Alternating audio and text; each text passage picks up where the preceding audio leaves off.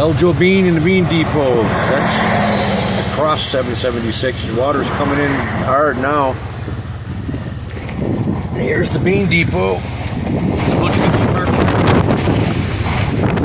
But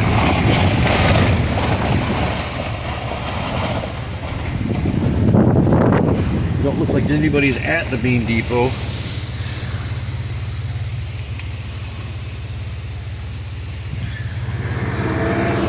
Pretty crazy. Hurricane Helene.